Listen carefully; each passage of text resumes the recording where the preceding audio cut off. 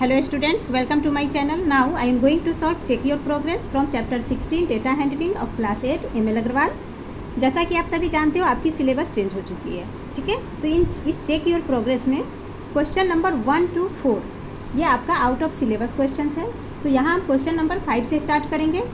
तो question number 5, 6, इसी तरह से 7, 8, 9 एंड 10 ये आपके सिलेबस से रिलेटेड क्वेश्चन है। क्लियर? तो चलिए क्वेश्चन 5 से हम स्टार्ट करते हैं। The following data represents the number of students using different mode of transportation to come to school. Mode of transport bicycle, school bus, car and walking. Number of students 360, 240, 80 and 120 ये दिए हुए हैं। Then draw a pie chart to represent this data. तो इसके लिए हमने एक table form कर लिया है। आप चाहो तो इस तरह से टेबल फॉर्म में बनाओ या अलग अलग, जैसे बाईसाइकिल का अलग निकालेंगे, स्कूल बस अलग निकालेंगे, जैसे कि हमने पिछले एक्सरसाइज में किया है, तो वैसे भी कर सकते हो। क्लियर? तो यहाँ में एक टेबल फॉर्म हमने बना लिया है, उसमें मैं सॉल्व कर रही हूँ। तो देखिए हमने मोड ऑफ ट्रांसपोर्ट लिख लिया इधर, number of students, central angle, ठीक है। तो सेंट्रल एंगल हमें निकालना है। इसका फॉर्मूला क्या होता है सेंट्रल एंगल का? Value of an item upon sum of values into 360 degree, ठीक है। तो सबसे पहले वैल्यू सम ऑफ वैल्यूज हमें निकालना है। तो हमारे पास वैल्यू नंबर ऑफ स्टूडेंट्स है, ठीक है। तो सम ऑफ वैल्यू निकालेंगे तो इसके लिए हम क्या करेंगे, टोटल निकालने के लिए इन सबको प्लस कर लेंगे, ठीक है। तो यहाँ हमने लिख लिया टोटल। अब नाउ 360 प्लस 240 प्लस 80 प्लस 120 इन सबको प्लस करेंगे तो ये आ जाता है टोटल वैल्यू 800। क्लियर? अब हम सेंट्रल एंगल निकाल लेते हैं। तो फर्स्ट बाईसाइकिल 360, तो ये हो जाएगा हमारा 300, ये 360, ठीक है। तो वैल्यू ऑफ आइटम वैल्यू आ गया अपॉन सम ऑफ वैल्यू जो कि 800 आया था हमारा यहाँ, तो 800 इंटू 360 डिग्री। क्लियर? अब इसे रिड्यूस कर लेंगे। तो देखिए 0 से 0 cancel. Now 4 9 jar and 4 2 jar. अब इस 2 से 36 को डिवाइड करेंगे तो 2 1 जार 2 8 जार। तो ये हमारा हो गया 18 इंटू 9।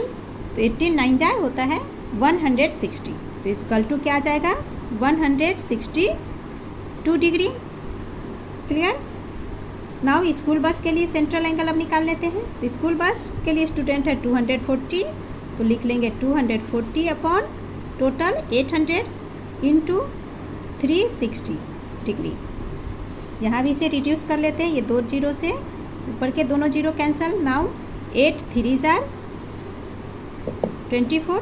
अब 36 इंटू 3, जब इसे हम 36 इंटू 3 करेंगे तो ये आ जाता है 108 डिग्री। क्लियर? अब 80 के लिए कर लेते हैं, कार के लिए। तो 80/800 इंटू 360 डिग्री। अब इसे भी रिड्यूस कर लेंगे तो 0 से 0 कैंसल, 8 से 8 कैंसल हो गया। तो क्या बच गया is equal to 36 degree. Now walking 120 students, 120/800 into 360 degree. यहाँ भी ये 0 से कैंसल।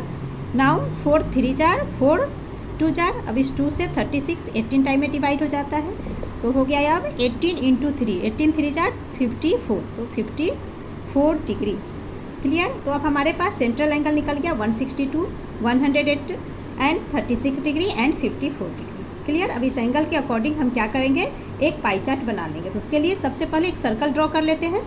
तो यहाँ हमने एक सर्कल बना लिया एंड इसका एक सेंटर पॉइंट ले लिया। सेंटर पॉइंट से एक रेडियस ले लेंगे। देन क्या करते हैं, इस पॉइंट पे, हाँ मेरा सर्कल थोड़ा टेढ़ा मेरा, आप ठीक से सर्कल बनाना, ठीक है। तो चलिए इस पॉइंट पे प्रोटेक्टर को सेट कर लेंगे। नाउ 162 डिग्री हमें लेने हैं। तो देखिए 162 कहाँ था, ये है 160, ठीक है। एंड 2 स्मॉल लाइन, तो 162 हो जाएगा ये हमारा। Just a minute.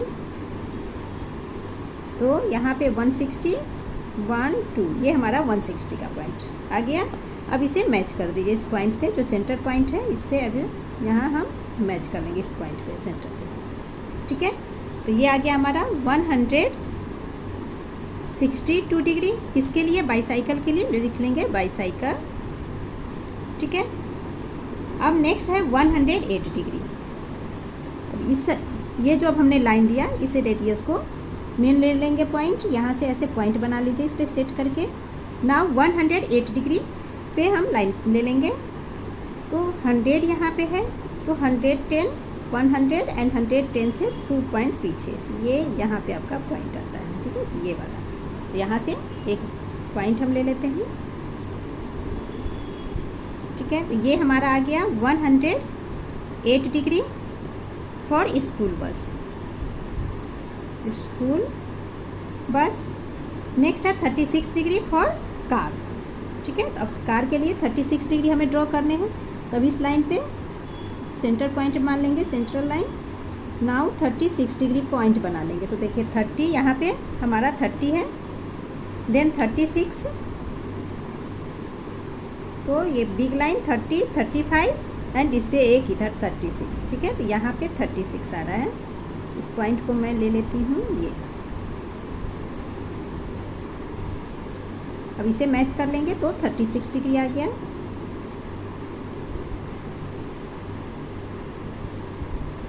ये हो गया हमारा 36 डिग्री फॉर कार, एंड जो रिमेनिंग है वो क्या हो जाएगा, वो 54 डिग्री फॉर वॉकिंग। इसमें हम लिख लेंगे 54 degree for walking.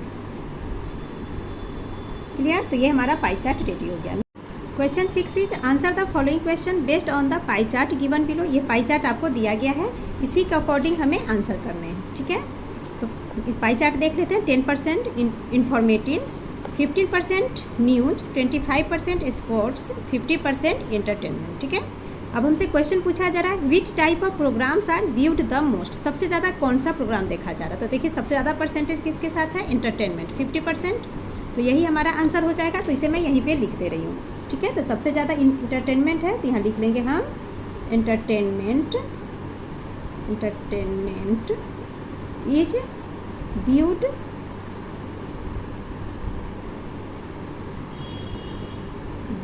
The most. Clear.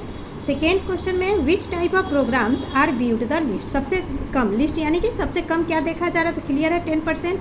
Informative, इसमें आंसर क्या हो जाएगा हमारा, informative is viewed the list. Clear.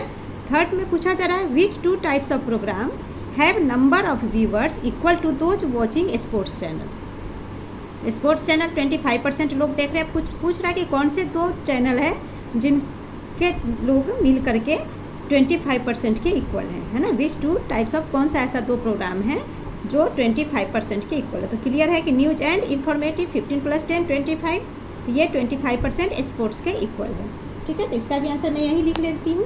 तो हम क्या लिख लेंगे, viewers of sports is equal to the sum of the viewers of news and informative. Clear. Now question number 7, suppose you spin the wheel shown in adjoining figure. अब कह रहा है कि आप सपोज कीजिए यही जो एडजॉइनिंग फिगर, ये जो आपके पास व्हील का फिगर दिया गया है ना, इस फिगर को आप स्पिन कर रहे हो, ठीक है। तो इस फिगर में क्या क्या हम देख रहे हैं, red green, green green, red green, ठीक है। यानी कि 5 टाइम्स ग्रीन है एंड 3 टाइम्स रेड है। तो हमें क्वेश्चन पूछा जा रहा है list the outcomes of getting a green sector and not getting a green sector on this wheel. Find the probability of getting a green sector and find the probability of not getting a green sector. तो wheel में हम क्या देखते हैं कि 3 sector red है and 5 sector green है, ठीक है। तो हम लिख लेते हैं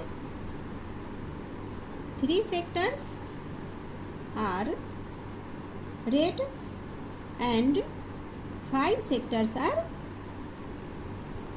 ग्रीन। तो फर्स्ट के लिए बना लेते हैं। तो गेटिंग ग्रीन सेक्टर, तो getting green sector is equal to, तो ग्रीन सेक्टर 5 है, that means 5 times green. Clear, 5 times green आ गया। इसी तरह से red sector, green sector not है ना, क्वेश्चन में हमें कह रहा है कि green sector and not green sector, not getting a green sector. तो गेटिंग ग्रीन सेक्टर ये आ गया हमारा, and not getting green sector is equal to क्या हो जाएगा, तो जो कि ग्रीन नहीं है तो वो हमारा है आर एंड आर। क्लियर। तो टोटल नंबर ऑफ आउटकम्स क्या हो जाएंगे, total number of outcomes is equal to, तो ये 5 एंड ये 3, तो टोटल आउटकम्स कितने आ रहे हैं, 8 आ रहे हैं। तो 5 + 3 इज इक्वल टू 8। क्लियर। तो हमें गेटिंग अ ग्रीन सेक्टर, इसके लिए प्रोबेबिलिटी निकालना है। तो टोटल नंबर ऑफ आउटकम्स आ गया 5 + 3 8, ये हमारा सेकेंड पार्ट के लिए। ठीक है। तो therefore probability of getting a green sector is equal to क्या हो जाएगा, तो टोटल 8 है एंड ग्रीन सेक्टर के लिए 5 है ना। ये टोटल कितने हो गए, 5। ठीक है, ये जी लिखा है मैंने। तो 5/8 is the answer. Clear. Third में हमसे पूछा जा रहा है probability of not getting a green colour. तो probability of not a green colour, green sector है ना, green sector is equal to, तो नॉट अ ग्रीन में है आर, यानी कि ये हो गया टोटल 3, तो ये हो गया 3/8 is the answer. Clear. Question 8 is a bag has 4 red and 2 yellow balls. A ball is drawn from the bag without looking into the bag. What is the probability of getting a red ball, not a red ball? तो total ball कितने हैं वो लिख लेंगे। Total ball is equal to, तो total ball है 4 red and 2 yellow, that means 4 + 2 is equal to 6 balls. ठीक है। अब फर्स्ट में हमें पूछा जा रहा है रेड बॉल के लिए प्रोबेबिलिटी क्या है, तो फर्स्ट पार्ट बना लेते हैं। Therefore probability of a red ball है ना, अगर अ है तो लिखना जरूरी है, अ रेड बॉल। क्लियर। तो रेड बॉल है 4, तो ये हमारा हो गया 4 एंड 2/6। ठीक है। नाउ इसे हम डिवाइड कर लेंगे, 2 × 2 = 4, 2 × 3 = 6, तो 2/3 is the answer. Clear. Second में हमें प्रोबेबिलिटी निकालना है नॉट अ रेड बॉल, तो लिख लेंगे probability to getting not a red ball is equal to, तो नॉट अ रेड बॉल यानी कि रेड बॉल को छोड़ देंगे तो बच गया 2 येलो बॉल, तो दैट मीन्स 2 हो गया, तो 2/6 इज इक्वल टू 2 × 1 = 2 × 3 = यानी कि 1/3 इज द आंसर। क्लियर।